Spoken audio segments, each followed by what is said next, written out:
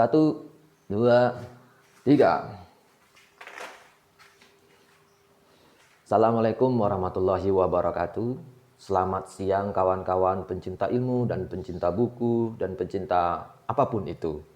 Berjumpa lagi dengan saya Wiwin Eko Santoso untuk mendiskusikan apa kali ini. Semoga teman-teman tidak bosan dengan saya ya. Oke, langsung saja ya, di belakang saya sudah saya tulis ya judul atau mungkin tema pembicaraan atau diskusi kita hari ini adalah judulnya Khalifah Ali ya. Khalifah Ali sebagai khalifah sih, atau dalam periode itu ya, 27 Juni 656 Masehi kalau ini misalnya angka yang bisa disepakati, sampai dengan 27 Januari 661 Masehi. Ya, kalau tipis beda angka dalam tanggal itu biasa saja ya, kalau hasil konversi dari Hijriah ke Masehi. Kita akan berbicara mengenai ya sosok yang terkemuka dalam sejarah, minimal kaum muslimin mengenal betul yang namanya Sayyidina Ali atau Khalifah Ali bin Abi Thalib ini. Oke. Nah, ini kita akan lihat ya sisi-sisi lain dari kehidupannya. Memang kalau membaca sejarah khusus atau biografi mengenai beliau, tampaknya dalam pemerintahannya itu memang tidak ada, ya rasanya sulit melihat itu sebagai suatu periode yang tenang ya, penuh dengan gejolak, rasanya gelisah. Nah, tapi apakah kita bisa melihat sosok ini dengan periode yang sedikit tenang atau agak-agak ceria, bagaimana begitu? Cobalah kita lihat nanti dalam diskusi ini. Oke, sebelum saya memulai mengenai sosok beliau, Sayyidina Ali ini, saya pernah dulu waktu era BBM ya, medsosnya BBM itu sering memposting atau mencantumkan pernyataan-pernyataan bijak dari seorang Ali bin Abi Thalib. Ya, adalah orang yang berkomentar saat itu, kamu Syiah ya katanya. Saya jawab aja, loh saya ngutip Ali dibilang Syiah gitu. Kalau besok-besok saya ngutip Albert Einstein misalnya, apa saya Yahudi gitu. Nah, ya jadi ya nanti kita bisa bicarakan apakah pola ini bagian dari sesuatu yang diwariskan juga Ali untuk kita kritisi. Nah, baiklah, kita akan memulai. Sebagaimana saya dan kita sebelum-sebelum ini berbicara mengenai buku, tentu ya tidak jauh-jauh dari buku. Nah, buku sebenarnya inspirasi awal saya bercerita mengenai Sayyidina Ali ini adalah buku ini ya. Humor ya, hikmah dalam humor dan kisah ya, ini dan pepatah jilid 1 dan 6 karangan Aziz Salim Basharil. Ini hadiah seorang teman kepada saya waktu saya ulang tahun ya. Kemudian ini bermanfaat juga pada waktu KKN di Yogyakarta, Bantul ya. Saya sering mengutip beberapa cerita, saya ketik, saya bagikan kepada ibu-ibu misalnya atau bapak-bapak dalam suatu acara yang saya harus bukan berbicara sih sebenarnya, ya mengisi acara saja, yang saya ngisinya dengan kisah-kisah di sini ya dari buku ini. Bagus buku ini ya, banyak kisah, tentu saja pepatah juga ada ya, tidak tebal, jadi kalau untuk hadiah ulang tahun ya cocok sekali ya. Di koleksi juga nggak apa-apa. Kalau tidak sempat baca, ya sudah, saya bacakan sebagian saja. Silakan dinikmati melalui apa yang bisa saya baca. Tapi kalau bisa ya punya sendiri kan. Karena apa? Membaca sendiri dengan mendengarkan apa yang dibaca orang, tentu ada bedanya ya. Dan rasakanlah sendiri ya. Yang suka membaca buku tentu paham itu. Baiklah, saya akan memulai kisah Sayyidina Ali atau yang Khalifah Ali ini dalam periode ini, mungkin dalam periode ini, kisah ini ada dalam periode ini. Maksudnya kisah ini memang nyata maksudnya begini. Saya pernah membaca bukunya Philip Kahiti, History of Arab. Di situ sosok yang dikatakan banyak laris ditulis oleh pujangga-pujangga Arab sebagai kisah kebijaksanaan itu adalah Umar bin Khattab. Nah, Ali tidak disebut, gak apa-apa. Tapi maksud saya begini, Philip Kahiti menyebut bahwa sosok dan sejarah dari Umar bin Khattab itu inspirasional bagi karangan pujangga. Nah, pujangga ini kadang-kadang posisinya itu tidak terlalu dibedakan antara mereka sebagai sejarawan atau sastrawan. Nah, maksud saya tadi itu begini. Mungkin ini tulisan dari sastrawan atau pujangga, bukan sejarawan. Mungkin saja kalau seandainya cerita ini sudah ada sedikit bumbu, ya sastrawan kan gitu. Kalau sejarawannya gimana? Kalau sejarawan kan biasanya membutuhkan waktunya kapan? di mana, siapa, jalur riwayatnya dari mana, kan seperti itu. Baiklah, nggak apa-apa ya. Mudah-mudahan ini tetap saya masukkan ke dalam hubungan antara sejarah dan sastra. Tidak apa-apa ya, namanya juga kisah-kisah yang kadang-kadang ini memang hampir seluruhnya bersifat ya membangkitkan moralitas begitu ya. Bukan historisitas yang murni begitu, enggak. Baik ya, kita mulai ya. Di sini ada halaman 337 ya. Judul cerita di sini adalah sholat yang mana yang lebih baik. Oh, itu kan. Nanti saya baca dan saya komentar-komentar ya. Nah, kisahnya begini nih. Seorang Arab Badui memasuki masjid lalu sholat. Amirul Mukminin Ali bin Abi Thalib radhiyallahu anhu memandangnya ya dengan penuh perhatian. Wah, jadi ada orang Badui ini masuk ke masjid, mungkin habis sholat asar ya. Ya sudah jemaah sepi, Ali masih sendiri di dalam masjid. Terus ada orang Badui, ya Badui Arab, ya orang Arab Badui, orang Arab asli itu, ya. Kemudian masuk sholat dan dipantau, dilihat oleh Khalifah. Khalifah masih ada di situ, kan? Kita lanjutkan. Seusai orang itu sholat, ya maksudnya orang Badui tadi, sambil memegang cambuk, wah ya. Ali radhiyallahu anhu mendekatinya dan menyuruhnya lagi mengulangi sholatnya. Loh, ada apa ini? Sang Arab Badui lalu memperbagus sholatnya dengan kesempurnaan, khusyuk dan tumak ninah. Wah, akhirnya dia mulai ngulang lagi sholatnya tuh. Mungkin sholat asar ya misalnya begitu ya. Nah, kalau tadi masuk sholatnya mungkin sholatnya buru-buru gitu ya. Cepat-cepat. Kali ini dibuat dengan kesempurnaan, khusyuk, tumak ninah, pelan-pelan begitu ya. Jadi saya ulangi, sang Badui lalu memperbagus sholatnya dengan kesempurnaan, khusyuk dan tumak ninah. Seusai sholat, Ali bin Abi Thalib bertanya, sholat yang mana yang lebih baik? Yang pertama atau yang kedua ini? Ya, gitu ya. Kemudian orang Badui itu menjawab dengan polos, tentu saja yang pertama. Yang pertama ya. Sebab saya melakukannya untuk Allah. Sedangkan sholat yang kedua itu karena saya takut kena cambuk Amirul Mukminin. Nah, selesai ceritanya sampai di situ ya. Jadi rupanya ya kisah ini bercerita bagaimana orang Badui itu sholatnya buru-buru atau sholatnya di mata Sayyidina Ali sebagai khalifah itu nggak sempurna gitu, nggak tumak nina, disuruh ngulang-ngulang dan akhirnya apa? Sayyidina Ali bertanya, nah mana yang bagus atau mana yang benar sholat, mungkin begitu ya. Yang pertama tadi itu yang kedua gitu.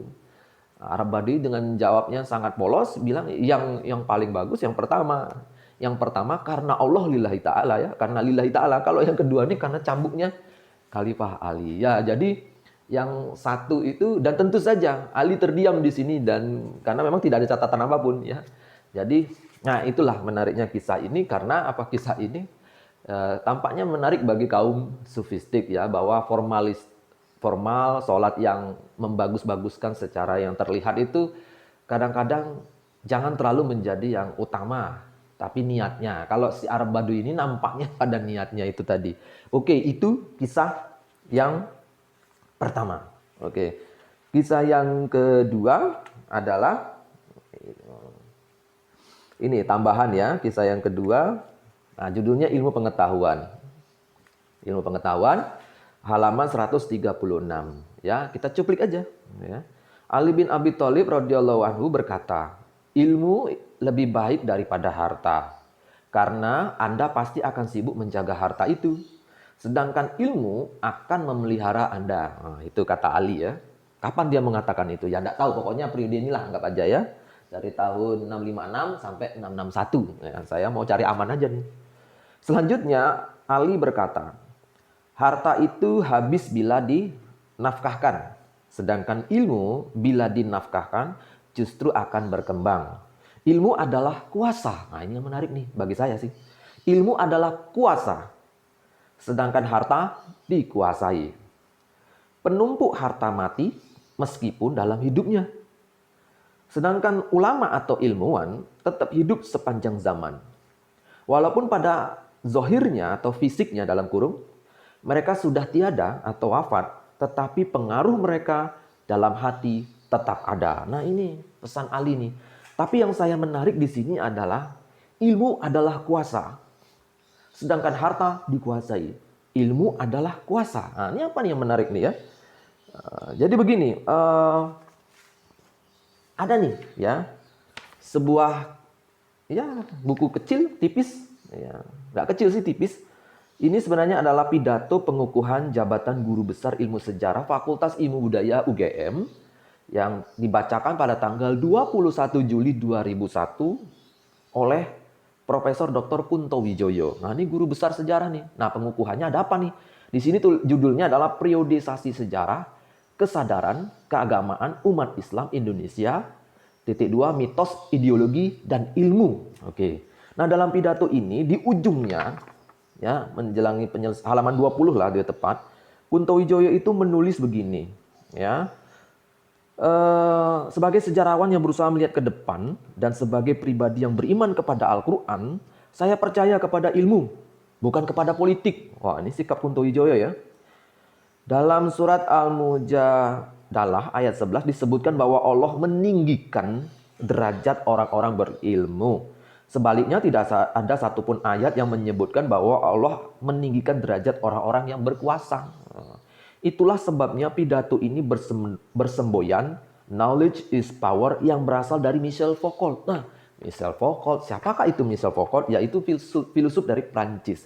Jadi Pak Kunto Wijoyo dalam pidato pengukuhan guru besarnya itu menyebut bahwa ya dengan Al-Quran meninggikan derajat orang yang berilmu, dan kemudian dikutip juga pernyataan dari seorang Michel Foucault, knowledge is power. Wah, pengetahuan atau ilmu adalah kekuasaan.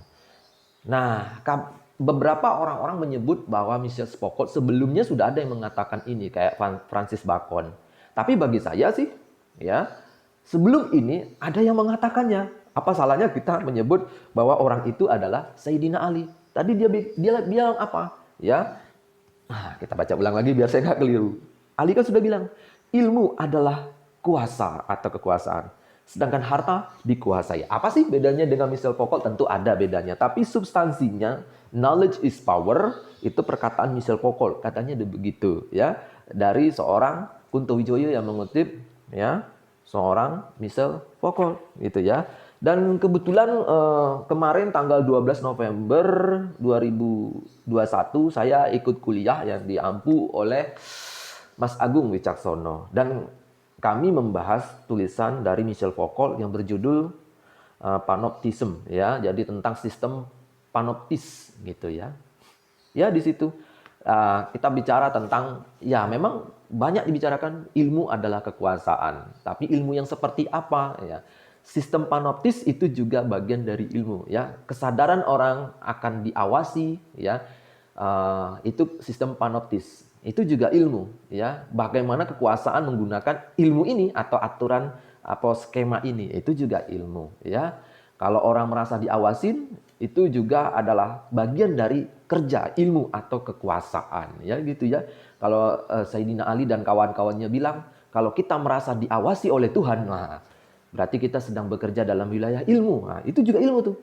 Ini kuliah beberapa hari yang lalu ya tentang seorang sosok Michel Foucault yang dikutip oleh Kunto Wijoyo, dan saya malah terinspirasi untuk mengingat Kunto Wijoyo dan juga Michel Foucault ya dari kisah Sayyidina Ali ini. Gitu ya. Sekali lagi yang dia berkata bahwa ilmu adalah kuasa, sedangkan harta dikuasai. Ya bagi orang yang mencintai ilmu memang ini menarik, tapi bagi mereka yang mencintai harta, kadang-kadang ini juga tidak terlalu menarik mungkin ya. Karena apa? Orang yang mencintai harta dan bisa punya harta bisa beli buku banyak kan katanya begitu. Ya bisa juga ya kalau dalilnya begitu. Kemudian masih menyangkut Sayyidina Ali atau Khalifah Ali ini. Nah, ada buku juga kisah-kisah teladan untuk keluarga ya, karangan dari Dr.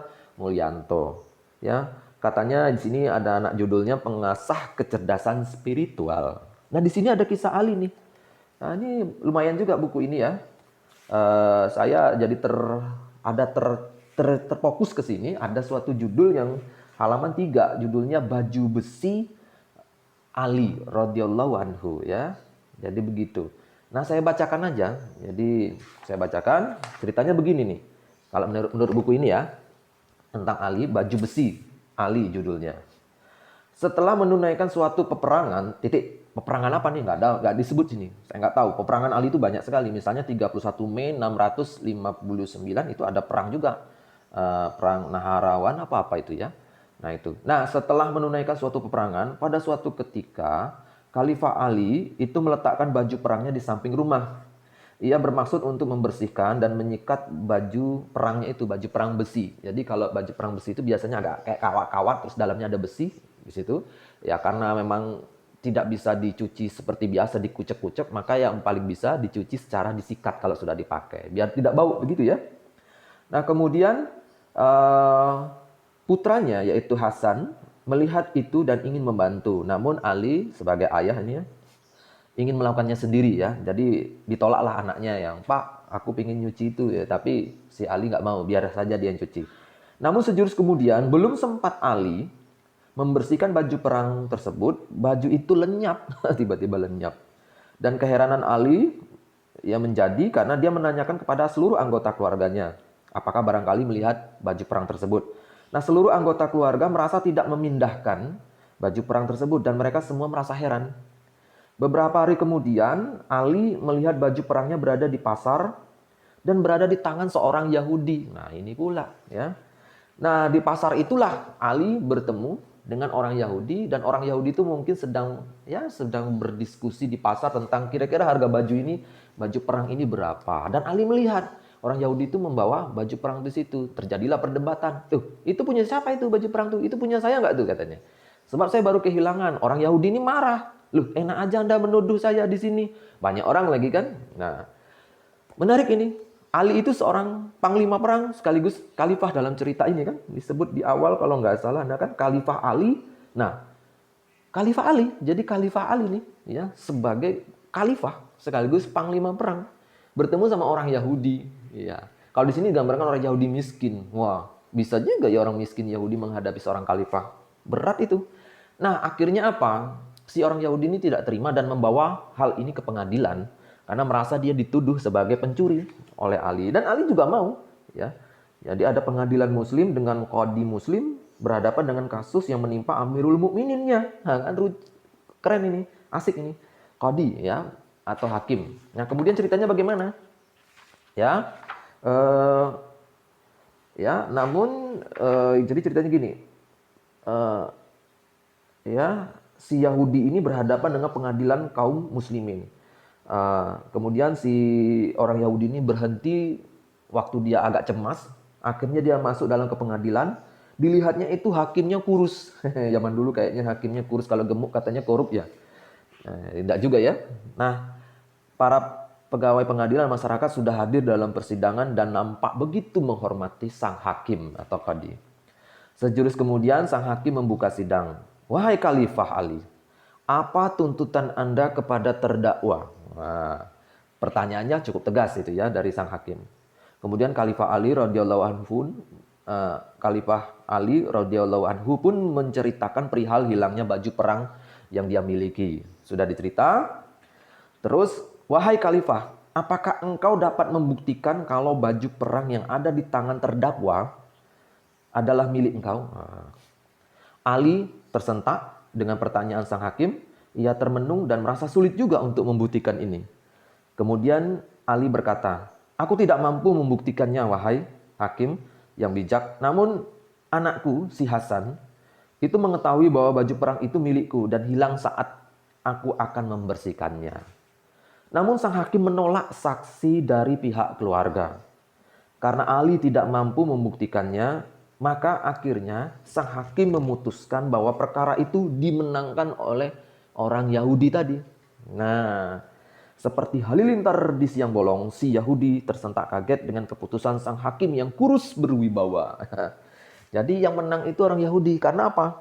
Ali tidak bisa membuktikannya. Ya, sementara ia menuduh. Jadi ini penting ya. Sebenarnya dasar-dasar ilmu hukum bisa kita simak di sini.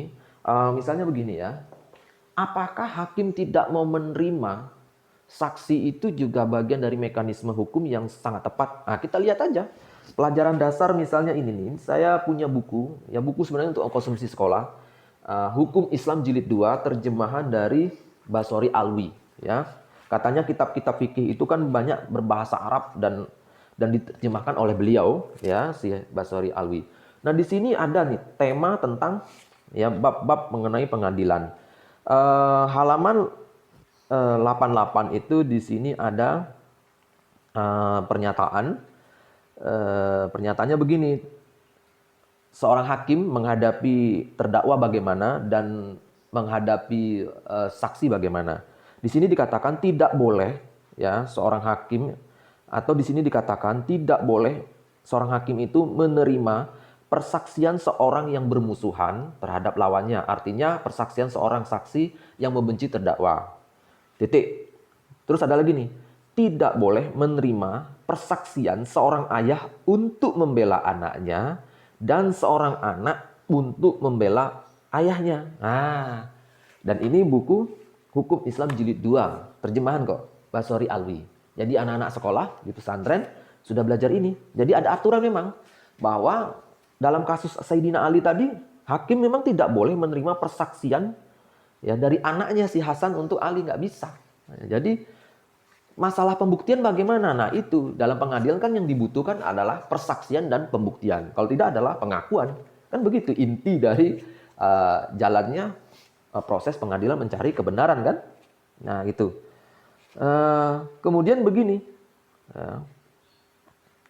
Jika pendakwa mempunyai bukti, maka hakim pun mendengarkannya atau menerimanya dan memberi keputusan atau membenarkannya. Membenarkan siapa? Membenarkan pendakwa karena bukti tersebut. Nah, jika pendakwa tidak mempunyai bukti, maka perkataan yang dibenarkan adalah perkataan terdakwa karena sumpahnya.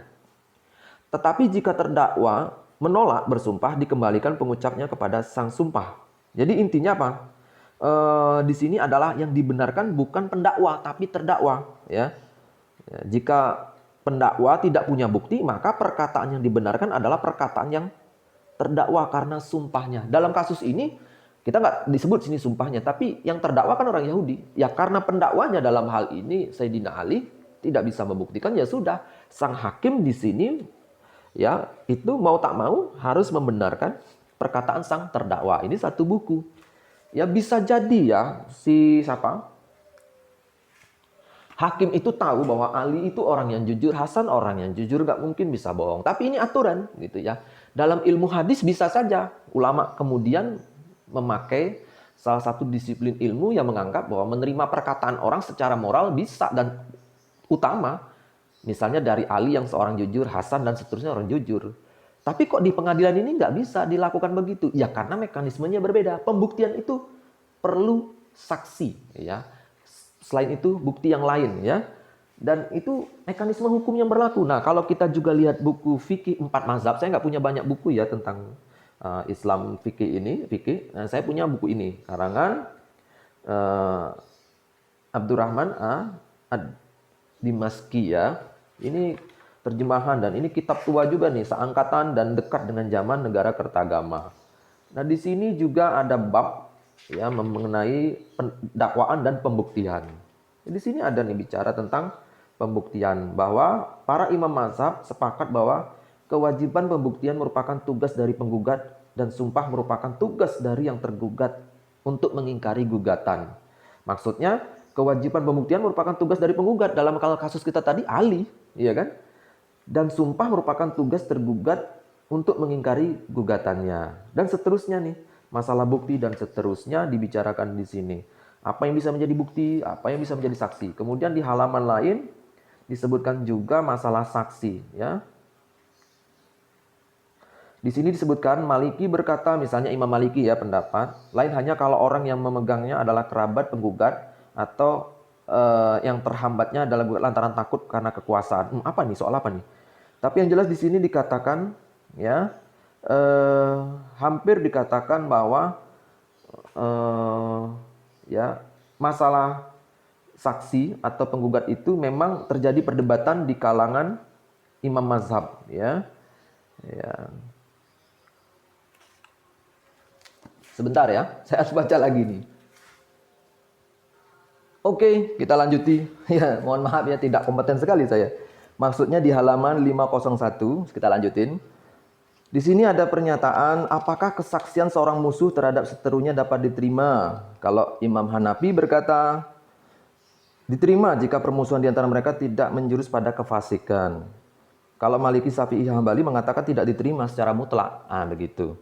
Apakah dapat diterima kesaksian orang tua untuk anaknya dan kesaksian anak untuk orang tuanya? Nah, Imam Hanafi, Imam Maliki, dan Imam Syafi'i mengatakan tidak dapat diterima keduanya.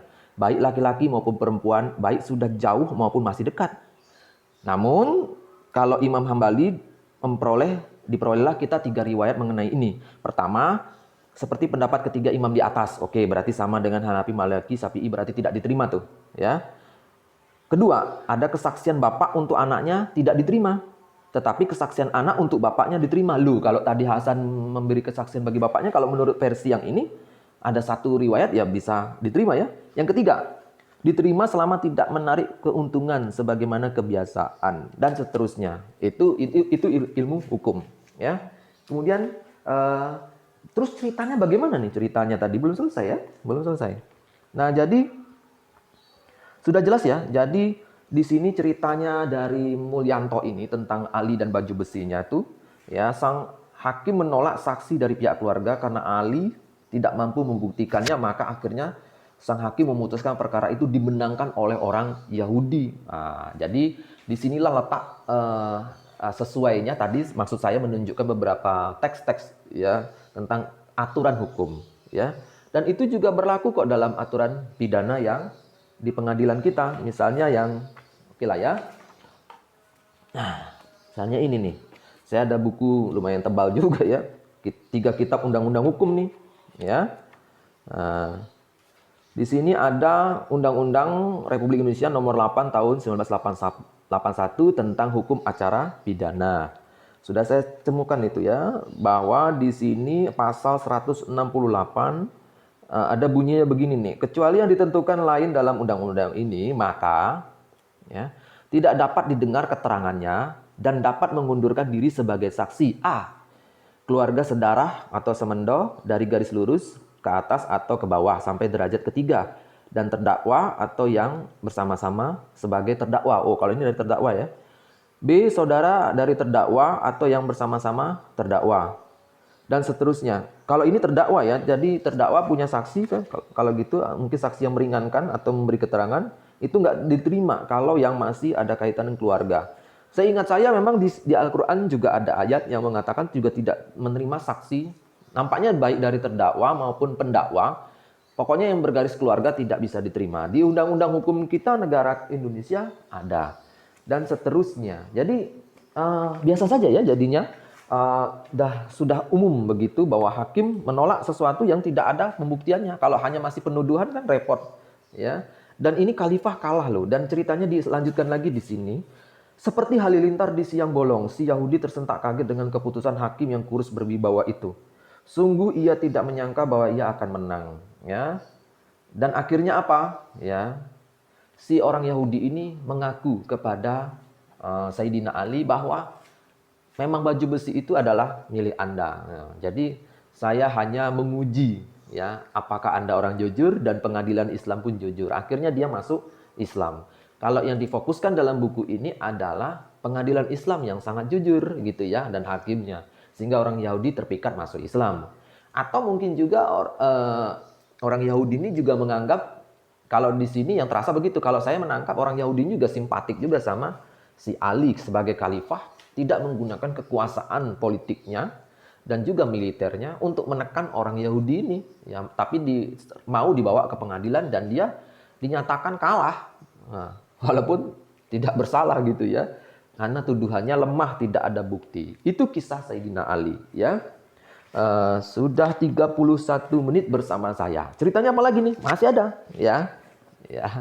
Ini ada buku lagi, Sejarah Usul Fikih ya, Histori Ilmu Usul Fikih dari masa Nabi hingga sekarang, karangan Profesor Dr. Ali Jumah. Ya, dalam beberapa hal buku ini terlalu tebal dan agak repot juga saya membacanya.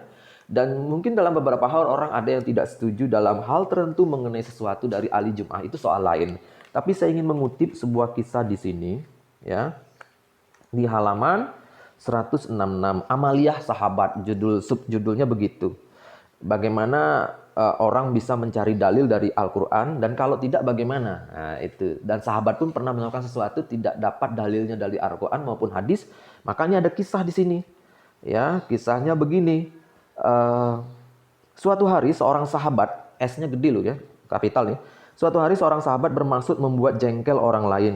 Dia berkata kepadanya, "Sungguh saya bersama ibumu semalam dalam mimpi." Maka laki-laki itu mengadukan orang yang berkata itu kepada Ali bin Abi Thalib. Jadi kalau saya parafrasikan itu begini.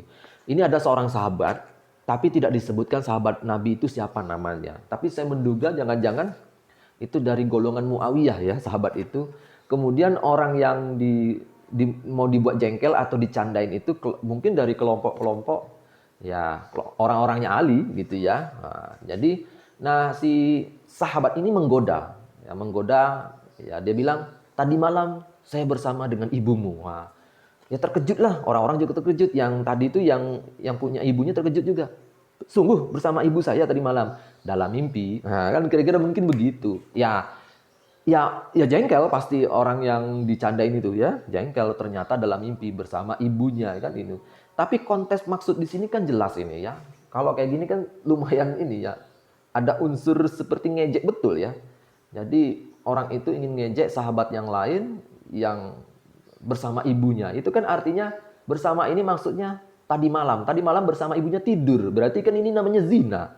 Tapi kan namanya mimpi. Nah, itu persoalannya di situ. Nah, akhirnya yang orang yang merasa jengkel ini mengadu kepada Ali bin Abi Thalib. Dan dia berkata, "Wahai Amirul Mukminin." Wah, kalau gitu nih Khalifah Ali nih ya.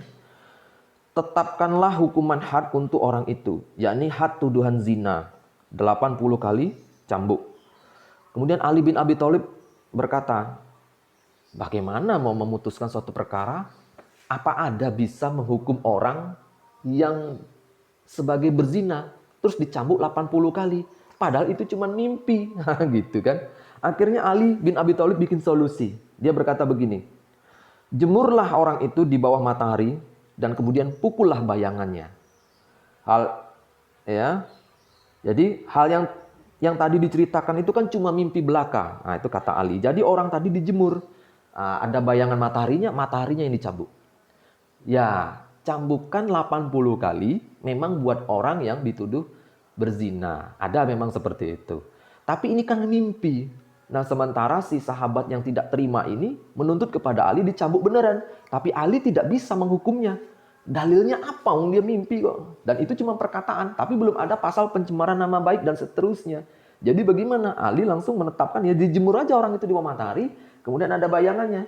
Jadi selama bayangan cambuk 80 kali, dia terjemur 80 kali. Bayangannya saja yang cambuk. Begitu. Karena kata Ali, hal yang diceritakan tadi adalah cuma mimpi belaka. Nah, ini adalah jenis pelecehan saja. Ya, besarnya takzir atau hukuman itu disesuaikan dengan kadar kejahatan yang tidak ada dalam kitab atau sunat. Atau kebolehan atau keharamannya. Jadi, ini contoh di mana Ali sangat kreatif. Kali ini dia menjadi hakim.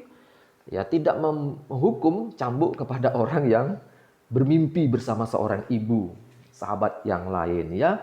Jadi dicambuk cuma bayangannya, kan mimpi. Oke? Itu kisah dari Sayyidina Ali ya. Kemudian apa yang menarik dari kisah tersebut itu adalah kita bisa menghubung-hubungkannya dengan hal lain. Misalnya ini, ada doktrin fiksi hukum, salah satunya adalah ya, misalnya ini bunyinya cogitationis punam nemo patitur. Nah, artinya apa tuh? Tidak seorang pun dapat dihukum oleh sebab apa yang dipikirkannya. Ya. Jadi ada tuh semacam asas ya atau doktrin hukum, salah satunya tadi tuh cogitationis puenam nemo patitur. Artinya kalau saya salah baca mau dikoreksi ya. Artinya tidak seorang pun dapat dihukum oleh sebab apa yang dipikirkannya. Ya tadi itu kan apa yang dipikirkannya dan diucapkannya dan diangan-angankannya saja dalam mimpi. Mana bisa dong dihukum mimpi itu kan? Jadi maksud saya itu begitu menghubungkan asas ini. Dan tapi bisa juga dihubungkan dengan pernyataan Abdurrahman Wahid atau Gus Dur ya. Saya dulu pernah nonton film dokumenter Mas Grave ya, di situ Gus Dur Mas Grave ya, penggalian kubur massal orang-orang yang dituduh PKI dan memang PKI ya di Kaliwiro. Nah, di situ Gus Dur dalam dokumenter itu Gus Dur diwawancarai dan dia menyatakan bahwa tidak bisa orang itu dipidanakan karena pikirannya entah itu komunis atau ikut partai komunis, nggak bisa. Yang bisa dipidana itu adalah perbuatannya. Nah, jadi kalau orang masih dalam angan-angan, pikiran, ideologi itu belum bisa dipidana. Tapi kalau perbuatannya benar-benar mencuri, kalau tadi itu kan bukan berzina dengan seorang ibu kawan kan, tapi dia hanya bermimpi atau mengucapkan soal-soal mimpi. Jadi masih bayangan, nggak bisa dihukum. Setidaknya kalau kita menghubung-hubungkan dengan pernyataan Gus Dur, saya kira ada sambungannya juga begitu ya. Baik. Kemudian ada juga kisah yang lain. Ya. Mungkin kisah ini menarik juga. Mohon maaf ya, sabar. Halaman 172. Nah, di sini ada kisah nih. Masih dalam buku Hikmah Humor Pepatah. Judulnya Ulah Seorang Yang Kikir.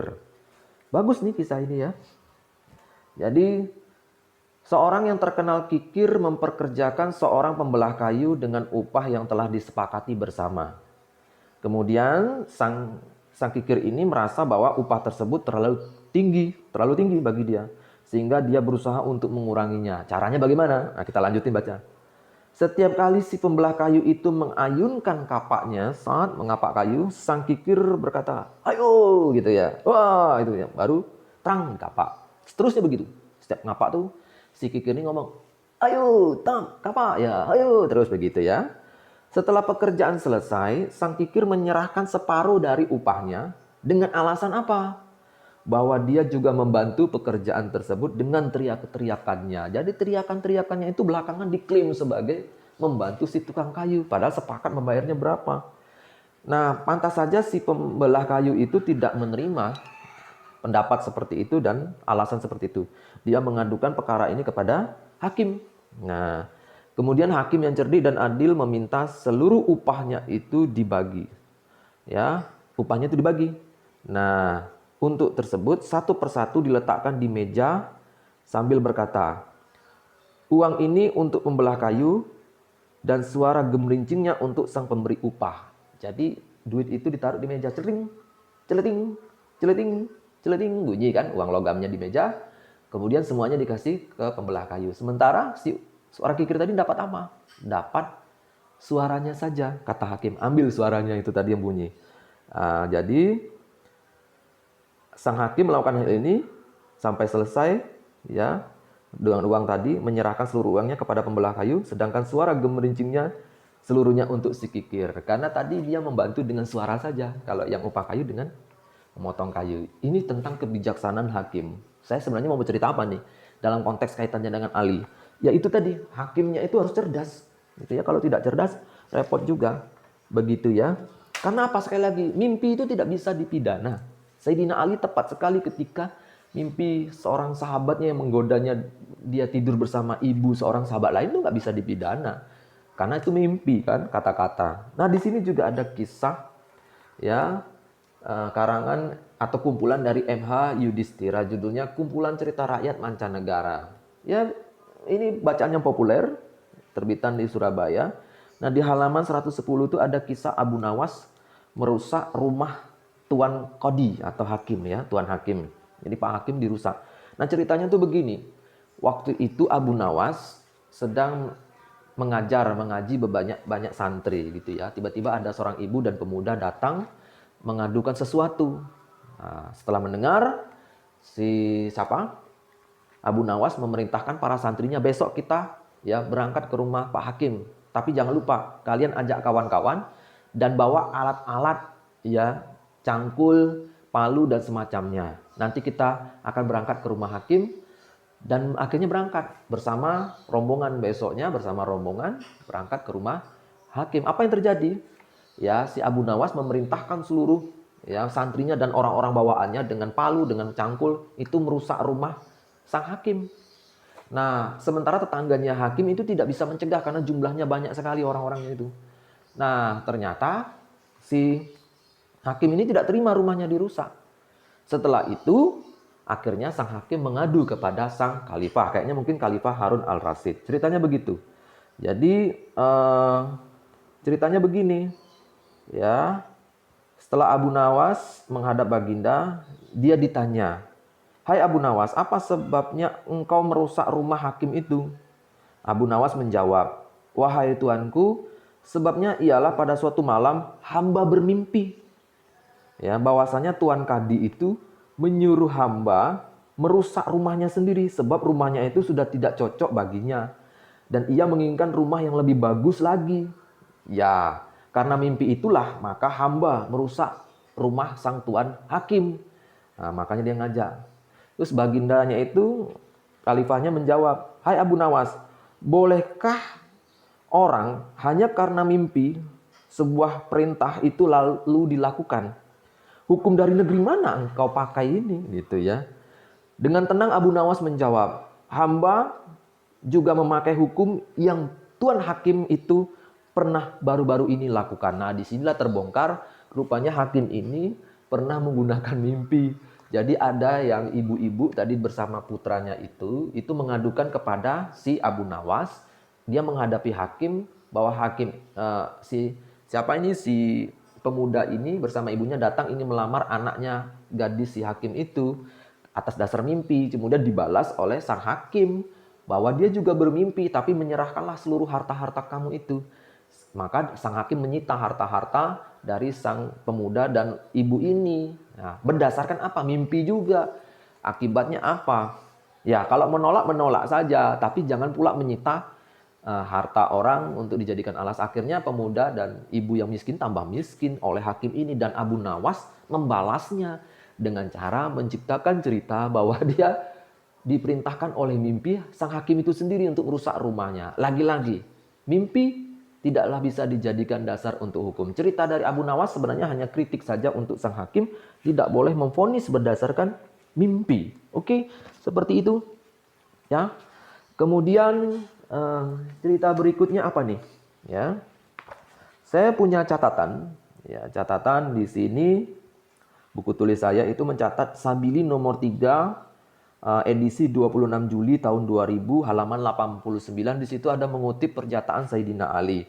Yang Sayyidina Ali berkata begini, "Nasihat di hadapan khalayak atau publik itu sama saja teguran yang kasar." Jadi kalau ada orang, kata Sayyidina Ali, kita menasihati orang lain tapi di hadapan banyak orang itu sama saja sebagai teguran yang kasar. Jadi Sayyidina Ali, kalau kita ingin mengkritik orang, ingin menegur orang, ya tegur saja secara one by one kan, secara individu, mata per mata saja, nggak boleh di tempat khalayak ramai. Itu namanya teguran keras.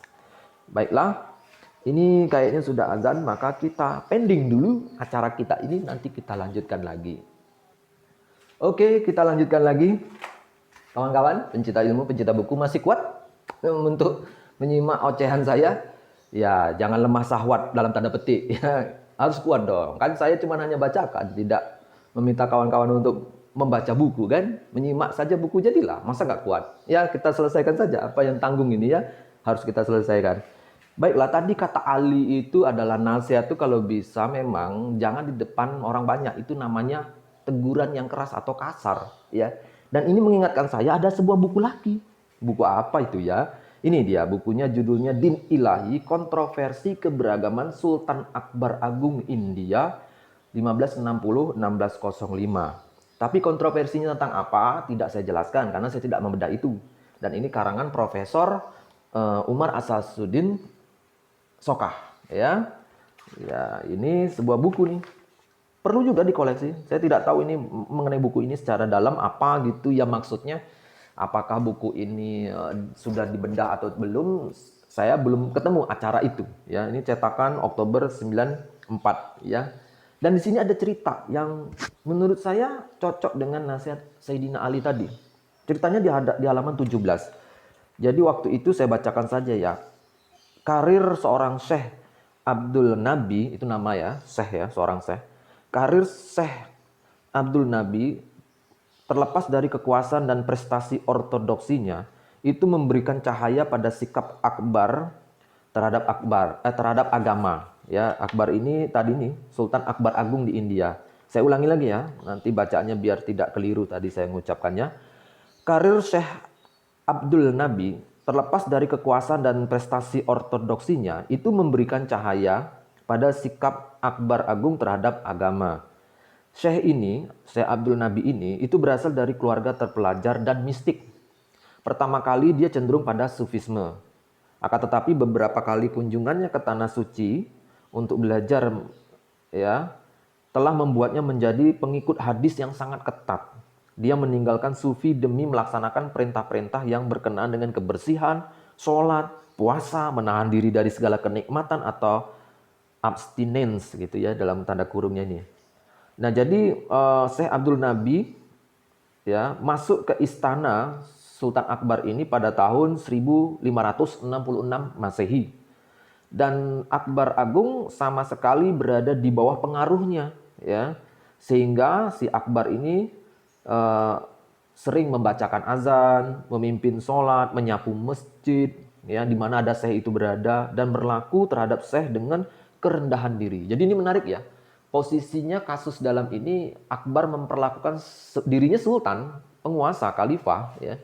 Tapi ulama ini lebih tinggi. Jadi memang ada negara yang menerapkan seperti itu. Ulama itu di atasnya. Ada juga yang ulama sejajarnya. Ada juga ulama hanya sebagai hakim di bawah sang khalifah. Ada juga konsep negara itu. Tapi dalam cerita ini posisinya si Sultan Akbar Agung India ini dengan Syekh Abdul Nabi itu dia menaruh sang Syekh di atas dia. Ya, sehingga dia memperlakukan Syekh itu dengan merendah diri begitu ya. Nah, ya, kemudian apa lagi nih? Ya, bagaimanapun juga kecongkakan Syekh ini, Syekh ini dianggap congkak ya. Sebentar, ada apa tuh? Oke, kita lanjutkan. Tadi panggilan azan ya di HP ini bergetar ya. Ya, azan zuhur ya. Nanti kita sholat zuhur saya ya. Bagaimanapun juga kecongkakan Syekh Abdul Nabi ini sedemikian rupa sehingga pada suatu kali di lapangan istana terbuka dia memukul Akbar dengan tongkatnya karena jubahnya yang telah diberi minyak harum atau parfum itu robek sedikit ya. Akbar sangat berduka cita atas peristiwa itu, dia dipukul oleh Syekh ini di depan umum loh. Hal ini diadukan kepada ibunya di istana ya. Ya, di istana, kemudian sambil mengatakan bahwa Syekh itu dapat sebenarnya menegur dia tuh secara pribadi saja ya, dan bukan menghinanya di hadapan publik atau orang banyak ya. Jadi si Sultan Akbar ini nggak terima sebenarnya dia dicambuk dan ditegur karena salah masalah parfum membuat baju Syekh rusak atau robek sedikit aja, dan dipukulnya di depan banyak orang, dan itu tentu saja kaula dia kan, rakyat dia. Tentu saja Sultan Akbar Agung ini nggak terima sebenarnya, hatinya merasa tertekan dengan hal itu. Kenapa nggak ditegur secara pribadi saja, kan bisa. Nah ini ingat tadi pesan Sayyidina Ali sang khalifah ya. Sayyidina Ali mengatakan teguran yang dilakukan di depan umum itu sama dengan teguran yang kasar. Dalam hal ini Syekh Abdul Nabi kita contohkan yang tepat adanya teguran yang kasar, dan ini tidak diterima oleh Sultan Agung. Tapi dia mengadu pada ibunya. Menarik ya, ibunya jawabnya bagaimana nih? Ya, sang ibu ya mendesak si Sultan Agung ini agar hal itu jangan dimasuklah ke dalam hati, tidak usah dimasuk ke dalam hati. Ya, sebab hal tersebut merupakan sarana penyelamat di hari akhirat kelak. Nah, karena nasihat itulah si Akbar menjadi sabar. Jadi mana tahu ya, adegan tadi pemukulan itu menjadi penyelamat dia di akhirat ya. Karena apa? Kesabaran dia menghadapi kecongkakan dari seorang ulama yang sangat ketat tadinya sufistik ini justru malah menyelamatkan dia di akhirat. Ya, sang ibu menasihati, lah kamu itu raja juga kadang-kadang bisa jadi zalim kepada orang lain. Tapi karena kamu patuh pada ulama, mana tahu ini jadi modal juga di akhirat sehingga kamu selamat di akhirat. Cukup bersabar saja, diperlakukan secara ya dipermalukan di depan umum karena pukulan tadi oleh itu. Tapi intinya yang ingin saya catat dan kita catat ya adalah pernyataan Sayyidina Ali bahwa menegur orang di depan umum itu sama saja penghinaan lah ya, kasar gitu. Oke, itu pernyataan dari Sayyidina Ali yang bisa kita lebarkan ke mana-mana. Masih ada waktu berapa menit lagi dengan saya? Oke, kita lanjutkan. Ada satu buku lagi, ya. Insya Allah ini satu buku. Ini Idrus Shahab pengarangnya. Judulnya Beragama dengan Akal Jernih. Dalam beberapa hal, pengarang seperti ini, orang eksakta begini, saya tidak setuju juga ya. Ya, seperti ada determinisme tertentu. Tetapi banyak hal yang bisa didiskusikan dan dikritik mengenai buku ini, tetapi saya tidak bisa, tentu saja dengan waktu yang sudah mau habis begini, ya. Maka saya mencuplik ada sesuatu yang insya Allah relevan dengan pembicaraan kita di sini. Dan boleh jadi sangat relevan. Misalnya di halaman 220. Nah, Idrus Shahab ini menulis buku ini, oke? Nah, di halaman 220 dia nulis nih. Sahabat Nabi Shallallahu Alaihi Wasallam yang sangat terkenal kejeniusannya itu, Ali bin Abi Thalib radhiyallahu anhu mengatakan apa? Lihatlah apa yang dikatakan, jangan lihat siapa yang mengatakan. Wah, ini penting nih, bagus ini kalimat ini, saya suka ini ya. Lihat apa yang dikatakan, jangan lihat siapa yang mengatakan. Nah, itu kata Ali bin Abi Thalib di sini ya. Hal ini senada dengan pepatah Latin yang mengatakan tantum valet auctoritas, quantum valet argumentatio. Ya, apa tuh? Tantum valet auctoritas, quantum valet argumentatio. Mudah-mudahan saya benar bacanya ya. Artinya nilai wibawa itu hanya terletak pada argumentasinya. Maksudnya apa yang dikatakan, bukan pada siapa, gitu ya. Jadi secara logis kata si Idrus Shahab ini, kita mesti tak menggantungkan diri pada pendapat orang lain yang dianggap ahli, ya. Meskipun sulit, hal ini sangat bijak. Kata Imam Al-Ghazali dalam satu bukunya, kalau di sini tulis Al-Ghazal, ya kita tahulah kalau ini Imam Al-Ghazali ya. Sini Al-Ghazal nulisnya. Kata Al-Ghazal dalam satu bukunya, kalau saya bilang kata Imam Al-Ghazali, kalau tidak salah Al-Ghazali Imam Ghazali kan, kita cek lagi. Dalam bukunya dia berkata, janganlah mengenali kebenaran dari manusianya, tetapi kenalilah dulu kebenaran itu, ya, dan nanti engkau akan mengenali ahlinya atau pemilik kebenaran. Kenali apa kebenaran itu dari ucapan itu atau argumentasinya itu, baru kau nanti kenal pemiliknya dan baru melihat kepada pemiliknya. Kurang lebih begitu. Karena kita tahu ada tipe kesesatan pemikiran atau falasi atau logical falasi banyak diantaranya, tapi yang di sini disebut banyak sekali. Kalau saya sih lebih setujunya di sini ada tuh sesat pikir namanya argumentatum auctoritatis, ya. Argumentatum auctoritatis. Ini adalah sesat pikir argumentatum auctoritatis. Mudah-mudahan tulisan saya benar seperti ini, atau anggap aja benar. Ya, argumentatum auctoritatis, di mana pendapat itu diterima hanya karena orang yang mempunyai otoritas saja atau dianggap punya otoritas itu yang dianggap benar. Padahal bisa jadi pendapat ini kalau diselidiki bisa jadi keliru. Itu makanya disebut sesat pikir argumentatum auctoritatis. Nah, padahal Sayyidina Ali disebut-sebut tadi setidaknya dalam buku Idrus Shahab ini adalah melihat kebenaran itu dari apa yang dikatakan, tapi tidak melihat siapa yang mengatakannya. Apakah dia ulama atau apa, kan nggak perlu. Makanya ada orang mengatakan, oh dia Haji Roma Irama misalnya. Seorang haji loh, haji pasti benar kata-katanya. Ya belum tentu, bisa jadi keliru ucapannya. Jadi jangan melihat seorang hajinya atau siapanya. Dalam kasus tertentu itu memang penting, tapi dalam kasus lainnya enggak juga. Karena saya ingat cerita Gus Dur ya. Gus Dur itu ada dicuplik di sebuah video yang saya lihat di Facebook itu. Gus Dur pernah ngomong itu, ada kejadian seorang kiai diprotes. Kiai itu menunjuk seseorang berdoa. Pas berdoa itu ternyata doanya bacaan Al-Qur'an bahasa Arab untuk ayat atau doa-doa hadis yang dikutipnya itu enggak fasih gitu loh. Belakangan kan ada yang protes karena apa? Di antara yang hadir di saat itu ada yang lebih fasih lagi bacaannya. Nah, sang kiai digugat. Kenapa kok kiai nunjuk orang itu yang berdoa? Bacaannya aja nggak fasih. Jawaban kiai itu apa? Kata Gus Dur. Enteng aja. Ya karena dia ngambil ijazah dengan saya doa itu. Oh, jadi karena ijazah. Nah, di sini pentingnya ijazah. Maksudnya di sini siapanya orangnya itu dipengaruhi oleh siapa yang memberi ijazah. Nah, dalam kasus hal ini Gus Dur hanya mengkritik dan ini humor. Dalam kasus tertentu iya, ya. Siapa yang membaca, siapa yang berkata itu dilihat. Tapi dalam pernyataan Ali ini yang kita perlu cermati adalah bukan siapanya dulu, tapi apanya dulu yang dikatakannya. Agar apa? Untuk mencegah terjadinya sesat pikir yang kita sebut argumentum tatis. Nah, ini penting sekali itu. Ya, jadi agar kita tidak terjebak kepada pengagungan pada orang-orang saja, tapi lihat dulu apa yang dikatakan. Ini penting sekali karena memang itu adalah sangat praktis sebenarnya dari pernyataan Ali tersebut. Saya punya catatan di sini, Sayyidina Ali itu saya kasih judul catatan tulisan saya di buku tulis saya. Ya, jangan terjebak pada argumentatum autoritatis. Nah, itu tadi ya.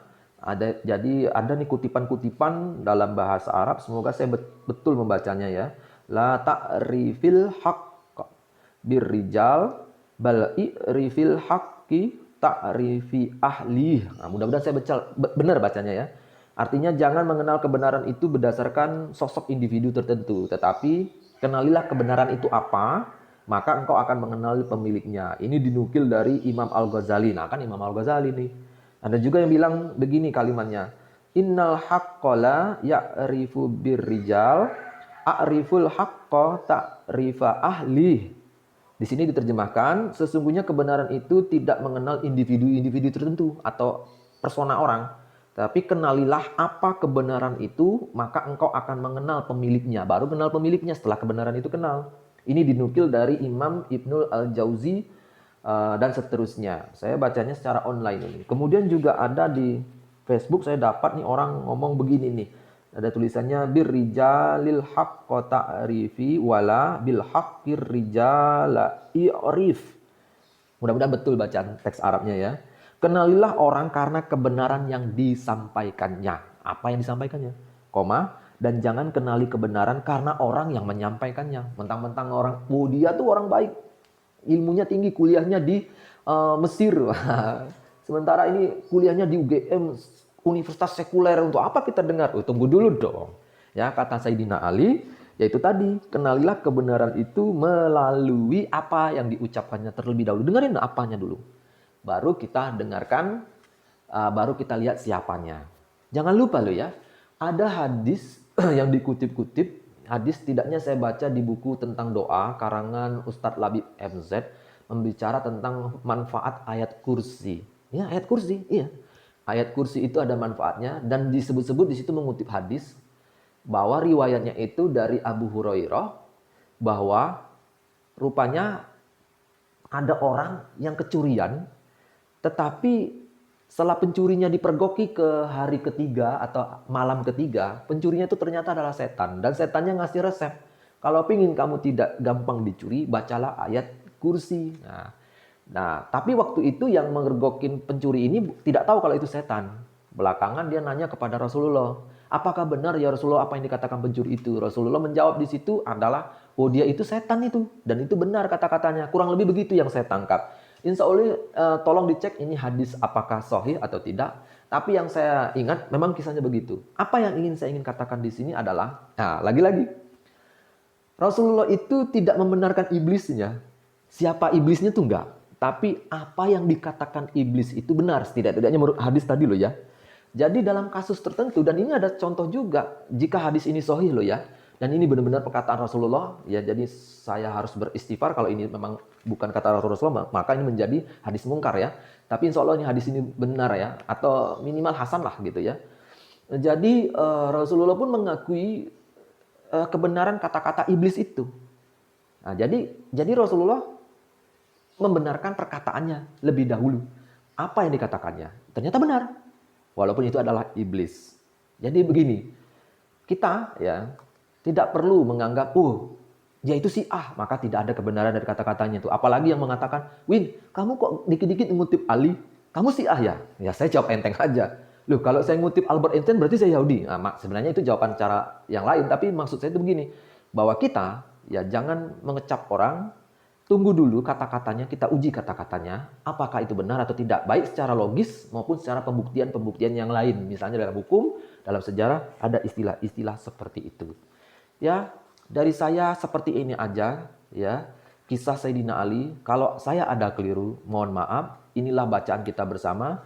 Buku-buku itu saya sebut halamannya, saya sebut kutipannya, saya sebut pengarangnya, agar saya tidak digugat para penerbit buku itu dan penulis buku. Ya, mana tahu saya digugat kan. Padahal kita harus sama-sama mengerti bahwa mudah-mudahan ya buku itu ya tolonglah teman-teman kalau belum memilikinya, koleksi aja, sekedar koleksi ya. Jadi saya juga tidak merasa terancam dengan para penulis buku tadi yang sebanyak itu saya sebut gitu ya, dalam kutipan acara kita ini kan gitu. Dan semoga bermanfaat apa yang kita diskusikan ini dan apa kita bicarakan ini. Mohon maaf sekali lagi, terima kasih. Lebih kurang dari saya seperti itu saja. Assalamualaikum warahmatullahi wabarakatuh.